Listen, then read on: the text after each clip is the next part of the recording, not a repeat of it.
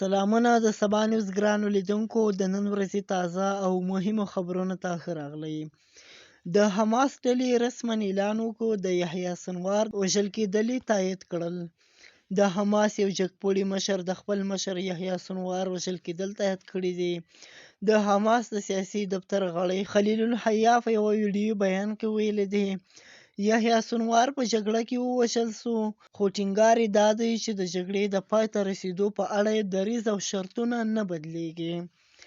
الحیا وویل یحیی سنوار د لوی کاروان د مشرانو لکه بنسټګر شیخ احمد یاسین، رنتسي هانیه او نورو مشرانو لاره تعقیب کړه. هغه زیاته کړه حماس د مشرانو په ژمنه او په ټولو فلسطیني خاوره د فلسطیني دولت جوړېدو هلې ځلې کوي چې ختیځ بیت المقدس یې د پلازمېنې په توګه دی. الحیا دا هم روښانه کړه چې د یحیی سنوار او د ټولو مشرانو شهادت به یوازې زموږ د غورځنګ ځواک پیوستون او د دوی وینې ته وفاداري زیاته کړي.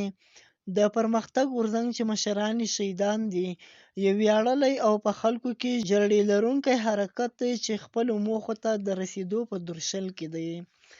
الحیا د حماس لخوا د یرغمل شویو بندیانو په اړه وویل موږ هغو کسانو ته چې د مقاومت لخوا د اشغالګرو د بندیانو په اړه ژاړي وایو چې دا بندیان به تاسو ته تر هغه ونه سپارل شي چې په غزه کې زموږ د خلکو په ضد یرغل ونه درېږي، چې کامله له غزې ونه وځي او زموږ اتلان د اشغالګرو له زندانونو خوشي نه کړي. د امریکا ولسمشر جو بایډن چې جرمني ته تللی ده ویلي دي د حماس د مشر یحیی سنوار مړینه د عدالت یوه شیبه ده. جو بایډن ویلي دي یحیی سنوار د امریکایانو، اسرایلو، فلسطینیانو، جرمنیانو او یو شمېر نورو وینې توی کړي دي.